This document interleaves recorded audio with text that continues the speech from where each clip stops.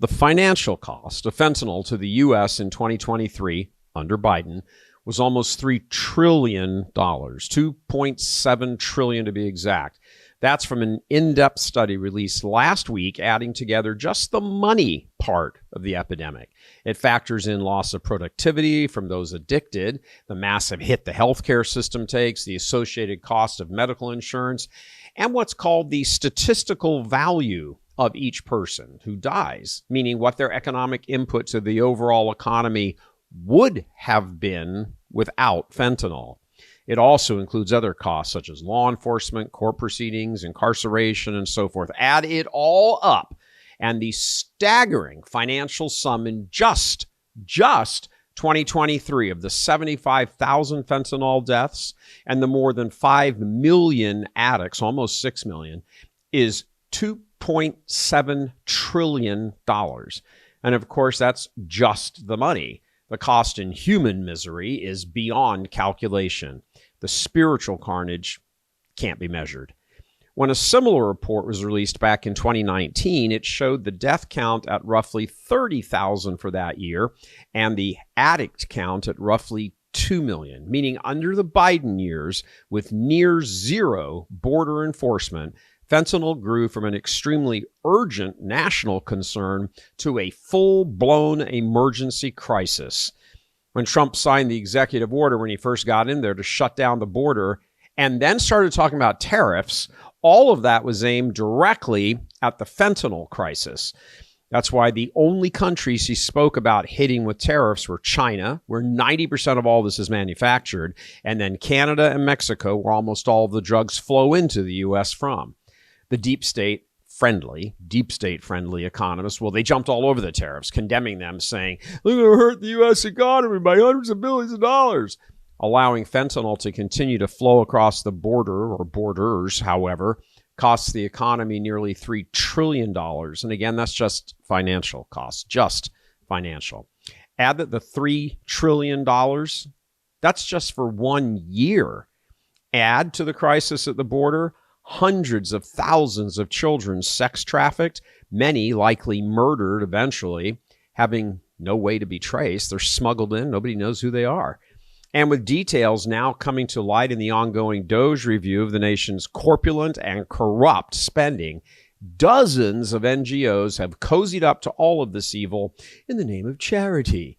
These outfits place their entire focus, some would say misdirection, on the illegals and their plights. And certainly, look, a lot of that stuff is true. There are true stories, true tragedies among many of the ones who break the law to come to the U.S. No doubt about it. They're not all criminals. That's not the point. But it's not morally justifiable to refuse to look at the other side of the ledger, especially when these outfits who won't look at the other side are getting billions, hundreds of billions of dollars. Of course, that calls into question not only their motives, but their constant distortion of the teachings of Christianity. No matter how much good might be accomplished by doing some action, it cannot be pursued if a greater evil comes about. Likewise, there's some other way to achieve the desired good in the face of the greater evil if the good is pursued. I mean, you have to ask that question. What if we did something else to alleviate what we were saying is the major problem here? Well, we know now that hundreds of billions of dollars and counting of taxpayer money was siphoned off, misspent, misappropriated, and so forth.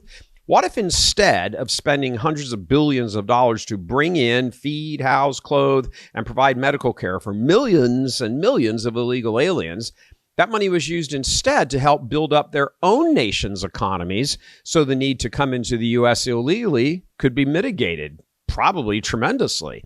It certainly would be looking at its long-term permanent fix sort of, that's what it would be. Suppose it's just come in here and all these drugs come in with it and everything else is an open pipeline for the cartels.